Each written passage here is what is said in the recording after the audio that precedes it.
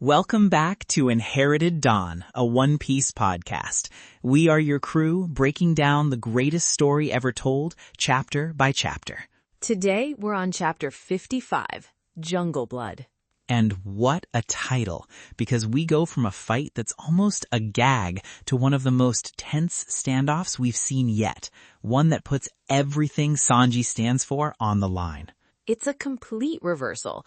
All the momentum, all the bravado just stops dead when a single gun is pointed at the right person's head. It is brutal. Utterly brutal. I mean, we just saw Sanji establish himself as this untouchable, cool-as-ice professional, and in one panel, Otis strips all of that power away from him. It's not about strength anymore. It's about leverage. And the man holding that leverage is Jin, the very person Sanji saved.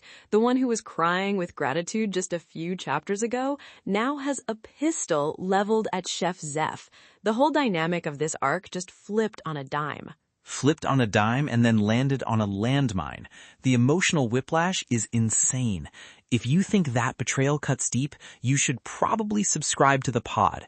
We're going to be here every single week to navigate the emotional wreckage Oda leaves behind.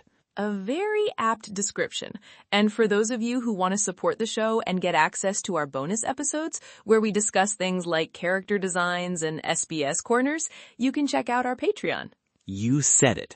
Let's get into it, because before the heartbreak, we got the fire. And man, did we get some fire. It begins with Pearl.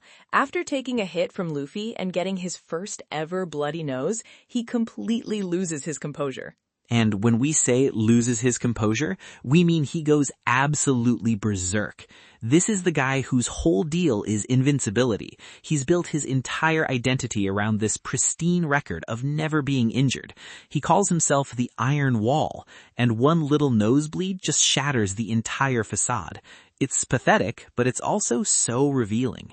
His invincibility was never about strength. It was about a lack of experience. He's never been tested. He's like a collector's item kept in its original packaging. The second the seal is broken, its perceived value plummets. His value was his own perception of himself. That is the perfect analogy. And Luffy, our boy, just walked up and ripped the plastic right off. Pearl doesn't know how to handle it. He's never felt pain, never seen his own blood. It's like a system error. His programming just crashes. He regresses into a state of panic, screaming about the blood and the pain. He doesn't even focus on Luffy, the person who hit him. He turns inward, lashing out at his own body, at his own armor. Exactly. So he freaks out, starts punching the pearls on his own armor, and they ignite. He hits them so hard, the friction sets them ablaze. Suddenly, this dude is a walking inferno, setting the deck of the Baratie on fire. The other chefs are panicking, screaming that he's going to burn the whole restaurant down. This is where we see the difference between the cooks of the Baratie and Sanji. They're all competent, they're tough, but their first instinct is to protect the restaurant as a structure, as a building. They see the flames as a threat to their home and livelihood. Yeah, they're yelling, the fin is on fire, put it out. They're thinking about the physical ship, but Sanji's perspective is on a whole other level. And that's when we get the line. In the middle of all the chaos, with everyone else scrambling and yelling, Sanji is completely calm. He stands there, smoke billowing around him, and just says, "A cook shouldn't be afraid of fire." Chills, absolute chills, every time I read it. It's such a simple statement, but it redefines the entire situation. For everyone else, it's a disaster. For Sanji, it's just another day in the kitchen. The fire isn't the threat, the man who started it is.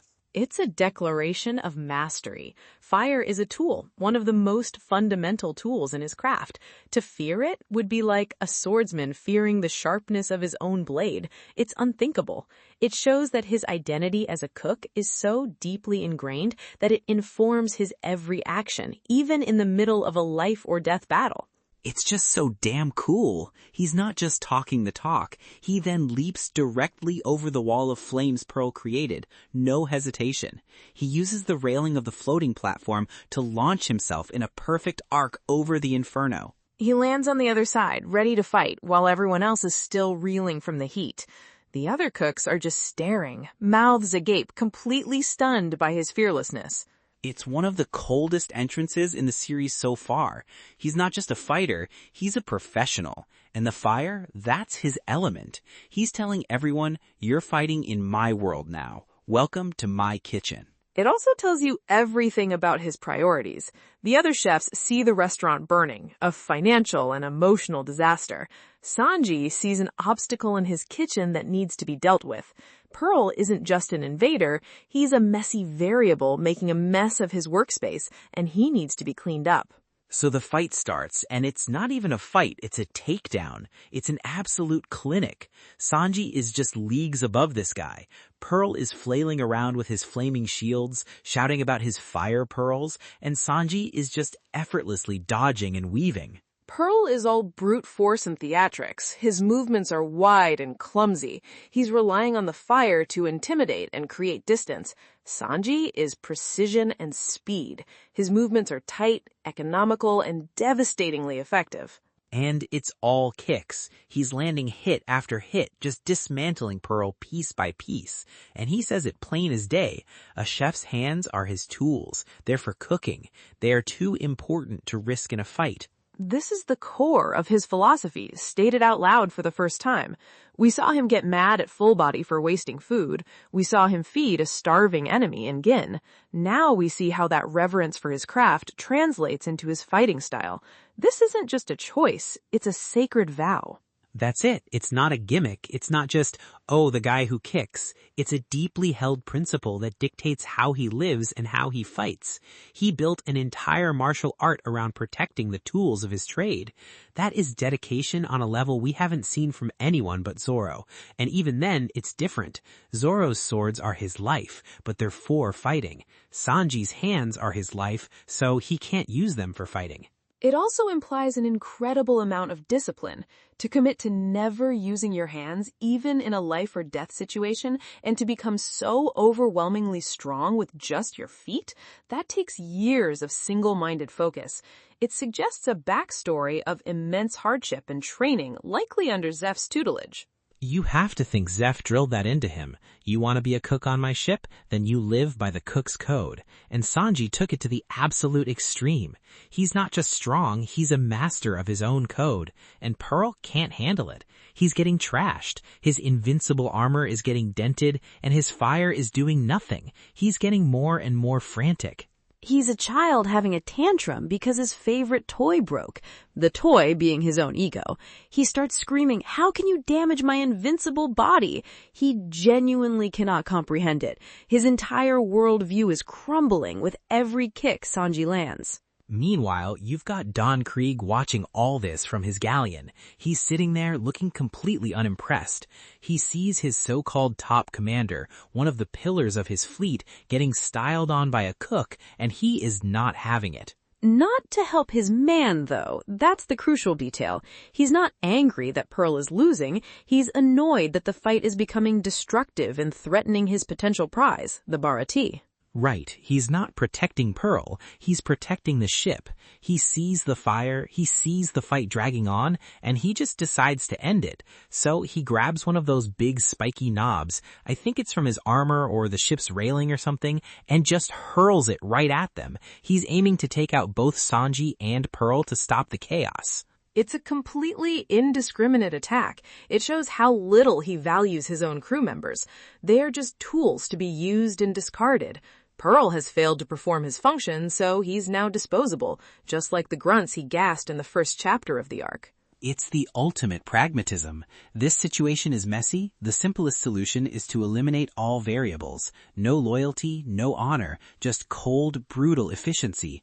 But he forgot about the most important tool on the deck, the future king of the pirates.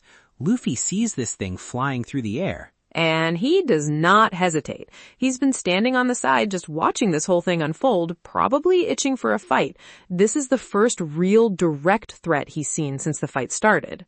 Not for a second. He just yells "Gum Gum Bazooka" and slams both his palms into the projectile, sending it flying right back where it came from. It's pure instinct. Threat appears, punch threat. That's the Luffy doctrine.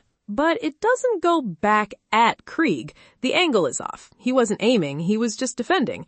The projectile flies up and smashes directly into the mast of Krieg's own wrecked galleon. And the timing is perfect. It's pure, chaotic, Luffy-style problem solving. He didn't plan it, he just reacted. He saw a threat to his friend, and he hit it. He probably didn't even think about where it would go. It's just cause and effect in its most beautifully simple form.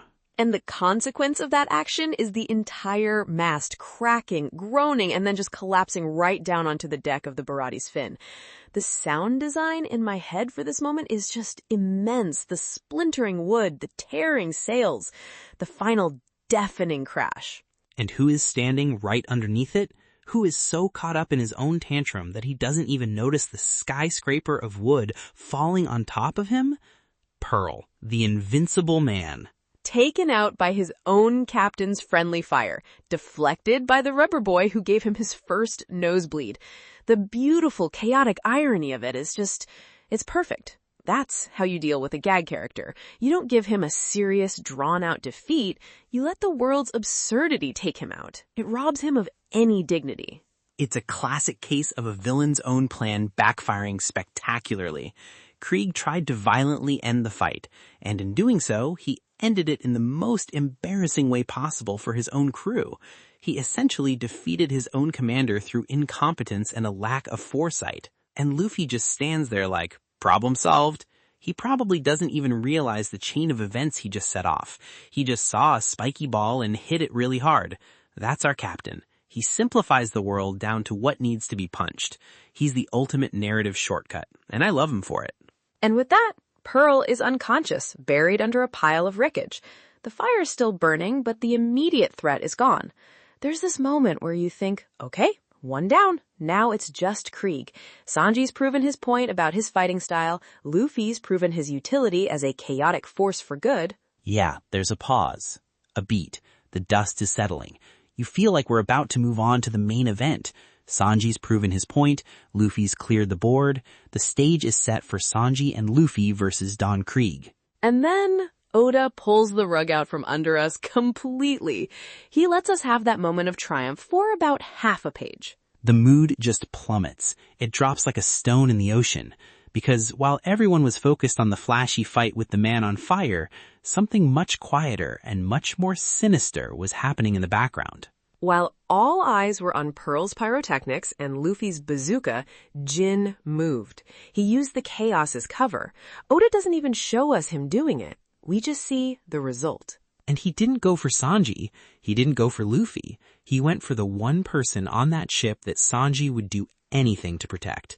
The one person who was both Sanji's greatest strength and his most profound weakness. He went straight for Zeff. The chapter ends with it. A stunning, stomach-churning final page. Jin, the man who's on his knees, starving, the one Sanji showed kindness to without a second thought. He has Zeff from behind, with a gun pressed firmly against his temple. He says, "The show's not over. We haven't had our last word." And the look on his face is one of grim determination. This is not an act he is enjoying, but it is one he is fully committed to. Bro, my heart just sank. I remember reading that for the first time and just feeling this pit in my stomach. The whole vibe of the arc shifts in that one moment. This isn't about a pirate trying to steal a ship anymore. This isn't about pride or hunger. It's a hostage situation, and it's personal. Deeply, cruelly personal. Deeply personal. Jin knows. He was there. He saw the way Sanji and Zeff interact. He saw their bond, even through all the insults and kicking. He understood that their antagonism was a performance covering a deep, powerful love.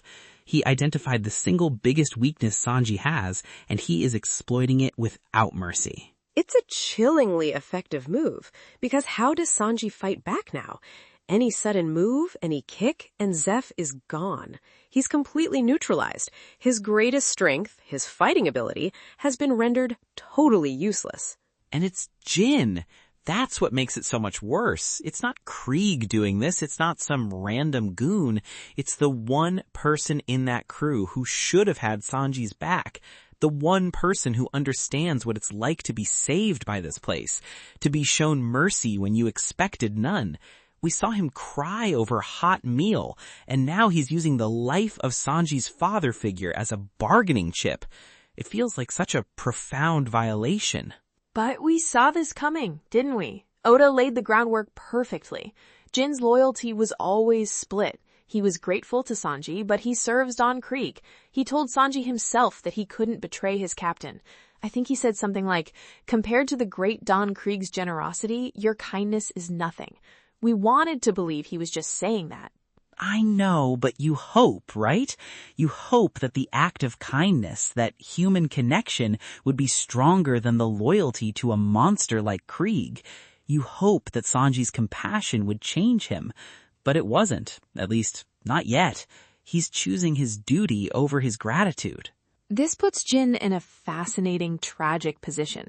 He is repaying the man who saved his life by threatening to kill the man who gave Sanji his life. The emotional conflict there is immense. You can see it in his eyes in that final panel. There's no joy in this for him. He's carrying out an order that is tearing him apart. It's a checkmate. Sanji is trapped, the cooks are trapped. Luffy is probably just confused and angry, but he can't just stretch and punch his way out of this one without risking Zeff's life. This is a problem that can't be solved with fists. It raises the stakes infinitely higher than just a battle for a restaurant. This is now a battle for Sanji's soul and for the life of his mentor. Every decision he makes from this point forward will be under the shadow of that gun. And speaking of professionals, Oda's author comment this week was really fitting. He said he's not feeling self-conscious going to toy stores and looking at stuff alongside kids anymore, and he thinks it's because he's awakened to the fact that he draws comics. He's a professional, and this is part of his job. That's oddly fitting. He's talking about a loss of self-consciousness, about embracing his craft with a professional's mindset. And in this chapter, he's writing about Sanji, a character who has built his entire identity around his craft. Sanji's line about fire is the ultimate professional statement. That's a great connection. Oda's finding his place as a storyteller, and he's telling a story about a cook who knows his place is in the kitchen. Both are totally committed to what they do. It makes you feel like Sanji is a character who's really close to Oda's own heart, a guy who pours his entire being into his chosen path. He is a man of principle, and Jin is about to test every single one of those principles. Can he maintain his code when the person who taught it to him is about to die? I can't even imagine what's going through Sanji's head right now. That look on his face must be just devastation, the ultimate betrayal. The kindness he offered has been forged into a weapon and is now aimed at the heart of his entire world. The look on everyone's face. The fight is over. The war of wills is about to begin. The tension is just unbearable. I mean, if you feel that knot in your stomach like I do, drop a like for the Baratie crew. They're gonna need it. And let us know in the comments, do you think Jin can actually go through with this? Is he a monster, or is he a good man forced to do a monstrous thing? It's the ultimate question. What happens when an unstoppable force of loyalty like Jin meets an immovable object of love like Sanji? What happens next? Okay, predictions. I'll go first. My first thought is Sanji's going to surrender immediately, not even a negotiation. He's going to offer himself up in exchange for Zeff's life. He'll tell Jin to kill him instead. Just let the old man go. It feels exactly like something he'd do. His life for Zeff's without a moment of hesitation. That's a strong possibility. It aligns perfectly with what we've learned about his character. My first prediction is that this is the catalyst for the Zeff flashback. With Zeff's life on the line, Sanji is going to be remembering why he owes him everything. We've had hints about their past, the talk of the Grand Line, Zeff's missing leg. I think we're about to find out exactly what happened to Zeff's leg. The story has been building to it, and this is the perfect emotional trigger to finally reveal it. Oh, absolutely. We have to get that story now. It's the emotional core of this whole arc. For my second prediction, I don't think Luffy's gonna play by the hostage rules. He doesn't do nuance. He operates on a very simple binary, friend or foe. He's going to see Jin as the enemy hurting his friend's family, and he's going to attack. I predict he'll try some wild ricochet gum-gum pistol shot to knock the gun out of Jin's hand without hitting Zeff. It'll be reckless, it'll make everyone panic, but it's how he operates. He's not going to stand around and negotiate. My second prediction is that Jin will falter. I don't think he's going to pull the trigger, but he's not going to back down either. I think Krieg will give the order to shoot, and Jin will hesitate. That momentary pause, that conflict between his debt to Sanji and his duty to Krieg will be the opening someone, maybe Luffy, as you said, needs. Jin's humanity, the very thing Sanji appealed to when he gave him food, will be his downfall in the eyes of his crew. The kindness he was shown will make him incapable of performing this final cruel act. Ah, man, I hope you're right about that one, because the alternative is just too dark to think about. That's all the time we have for this week. This chapter was an absolute roller coaster. It took us from the ridiculous to the sublime and then dropped us into the abyss. Classic One Piece. You got that right. Join us next week as we dive into Chapter 56. Until then, stay safe on the high seas. And never be afraid of the fire.